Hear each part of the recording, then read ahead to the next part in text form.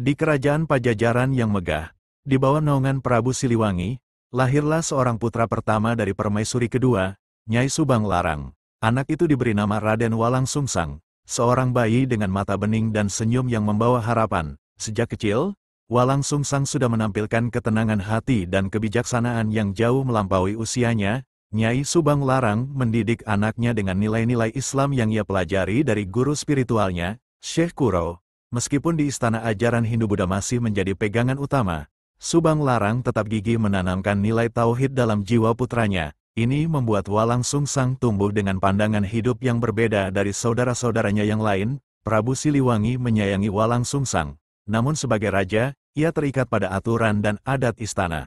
Walang Sungsang menyadari bahwa status ibunya sebagai istri kedua bukan dari kalangan bangsawan membuat kedudukannya tidak sekuat saudara tirinya. Namun, hal itu tak membuatnya goyah. Ia tetap belajar, mendalami kitab-kitab, dan memperdalam ilmu silat.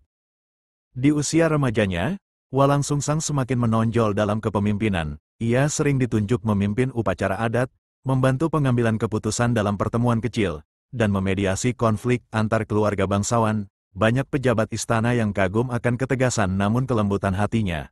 Namun diam-diam, ada pula yang iri. Beberapa penasihat kerajaan menganggap ajaran Islam yang dibawa oleh Subang Larang dan Walang Sungsang adalah ancaman terhadap kestabilan agama resmi kerajaan.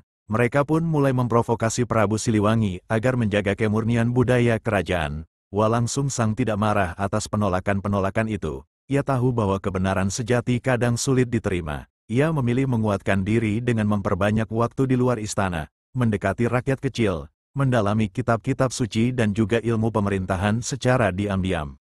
Suatu malam, Walang Sungsang bermimpi aneh.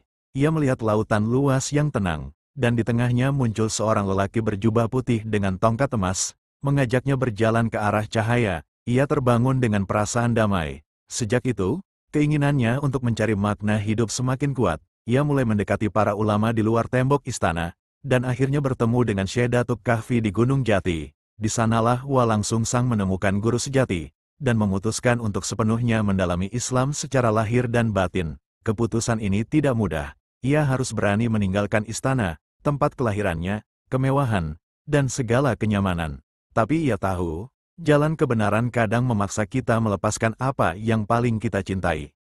Ketika kabar kepergian Walang Sungsang tersebar di istana, berbagai reaksi bermunculan. Nyai Subang Larang menangis namun mengerti, sebab ia tahu anaknya memilih jalan kebenaran. Sementara Prabu Siliwangi diliputi kebimbangan, antara kasih seorang ayah dan tanggung jawab sebagai raja yang menjaga adat kerajaan. Beberapa bangsawan bersyukur secara diam-diam, menganggap hilangnya Walang Sungsang akan menguatkan peluang anak-anak dari istri pertama untuk menjadi pewaris tahta. Namun rakyat kecil justru merasa kehilangan, sebab mereka mengenal Walang Sungsang sebagai putra raja yang rendah hati dan dekat pada mereka. Di tengah hutan dan jalan terjal, Walang Sungsang berjalan bersama adiknya, Nyai Rara Santang.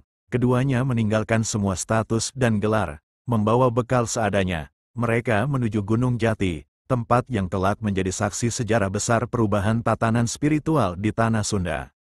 Di bawah bimbingan Syekh Datuk Kahfi, Walang Sungsang dan Rara Santang mempelajari Islam lebih dalam. Mereka belajar tafsir, hadis, fikih, bahkan bahasa Arab dan ilmu falak. Walang Sungsang menjadi murid yang paling menonjol, cepat menangkap ilmu dan rajin merenung. Tak hanya belajar, mereka juga membantu kehidupan pesantren, bertani, memasak, dan membersihkan masjid. Walang Sungsang tidak segan membersihkan kandang kambing, menunjukkan bahwa ia telah benar-benar menanggalkan atribut bangsawan. Dalam kesederhanaan itu, Walang Sungsang justru menemukan kebebasan sejati. Ia tidak lagi terbelenggu oleh istana, tapi hatinya lapang dan jernih. Ia mulai bermimpi besar. Suatu hari tanah Sunda akan mengenal keindahan Islam yang damai dan bijaksana. Rara Santang, adiknya, tumbuh menjadi wanita cerdas dan solihah. Ia pun mendapatkan panggilan spiritual yang sama seperti sang kakak. Bersama mereka menunaikan ibadah haji, perjalanan yang tidak mudah pada masa itu. Mereka harus menempuh jalur laut yang panjang dan berbahaya. Di Mekah, Rara Santang dipersunting oleh seorang bangsawan Mesir, dan kelak melahirkan putra yang akan menjadi Sunan Gunung Jati. Sementara Walang Sungsang kembali ke Nusantara dengan hati yang lebih mantap. Ia tahu, waktunya untuk membawa perubahan telah dekat. Namun ia tidak kembali ke istana Pajajaran. ia memilih wilayah yang masih sunyi, hutan lebat di pesisir utara Jawa Barat. Di sana, ia mendirikan perkampungan yang sederhana, bernama Duku Alang-Alang. Inilah cikal bakal Cirebon, kota suci yang kelak melahirkan para wali. Di Duku Alang-Alang, Walang Sungsang tidak menyebut dirinya sebagai bangsawan. Ia dikenal sebagai Ki Samadullah, seorang guru, pemimpin, dan orang bijak. Penduduk dari berbagai penjuru mulai berdatangan, belajar darinya, dan membantu membangun pemukiman. Ia memerintahkan pembangunan masjid dari kayu, dengan menara bambu dan mihrab sederhana. Setiap malam, ia mengajar tafsir Quran dan fikih.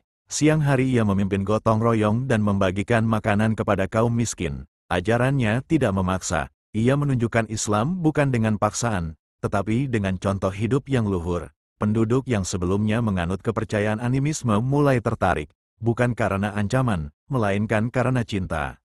Di masa kepemimpinannya, Cirebon berkembang pesat menjadi pusat ilmu dan perdagangan. Pelabuhannya ramai oleh kapal-kapal dari Demak, Malaka, hingga Gujarat. Tapi yang paling terkenal dari kota ini adalah keramahannya terhadap semua kalangan, agama, dan suku. Walang Sungsang memimpin dengan teladan. Ia tidak tinggal di istana mewah, tapi di rumah panggung sederhana. Ia menerima tamu besar dan rakyat kecil dengan senyuman yang sama. Ia menulis beberapa kitab kecil tentang akhlak, adab, dan kepemimpinan dalam bingkai Islam. Di tengah kepadatan tugasnya, ia masih menyempatkan diri untuk beribadah malam, menangis dalam tahajudnya, memohon agar keturunannya menjadi orang-orang yang membawa cahaya bagi Nusantara. Dan doanya dikabulkan, keturunannya menjadi wali songo. Menjelang usia senja, tubuh Walang Sungsang mulai melemah, tapi semangatnya tak pernah padam. Ia terus membimbing masyarakat, memberikan nasihat, dan menyebarkan kedamaian. Orang-orang dari seluruh penjuru datang meminta restu dan ilmu darinya. Ia tahu ajalnya sudah dekat, maka ia memanggil para murid dan cucunya, termasuk Sunan Gunung Jati. Dengan suara lembut ia berkata, "Jangan kalian cari aku di istana, sebab aku memilih tinggal di hati umat." Ia memaafkan semua yang dulu mengusirnya, termasuk istana Pajajaran. Pada suatu malam yang hening, dalam keadaan berwudu dan sedang berzikir, Walang Sungsang wafat, tanpa ratapan, hanya linangan air mata dan salawat yang lirih. Ia kembali kepada Sang Maha, meninggalkan warisan cinta dan cahaya bagi tanah Jawa. Jenazah Walang Sungsang dimakamkan di Gunung Jati, di tempat yang ia pilih sendiri, di atas tanah yang pernah ia bersihkan dengan tangannya, dekat masjid tempat ia bersujud, di bawah rindangnya pohon-pohon yang dulu ia tanam. Pemakaman itu berlangsung khidmat, dihadiri para ulama, rakyat, bahkan utusan kerajaan yang datang membawa bunga dan doa. Tak ada ukiran emas di nisannya, hanya batu sederhana dengan tulisan Arab yang bermakna dalam, hamba Allah yang kembali dalam cintanya. Disitulah bersemayam seorang putra raja yang menolak tahta demi cahaya, yang menukar mahkota dengan sajadah, yang memilih mencintai umat daripada memerintahnya. Walang Sungsang tidak benar-benar pergi. Namanya hidup di setiap denyut Cirebon, di setiap salawat yang dilantunkan, di setiap jalan yang mengarah ke kebaikan. Ia menjadi cahaya abadi, dikenang bukan sebagai pangeran, tetapi sebagai wali yang membuka jalan. Inilah kisah Raden Walang Sungsang, putra sulung Prabu Siliwangi yang memilih jalan suci. Sebuah kisah nyata yang menyatu dalam sejarah dan spiritualitas tanah Jawa Barat, menyingkap kekuatan keikhlasan dan pengorbanan.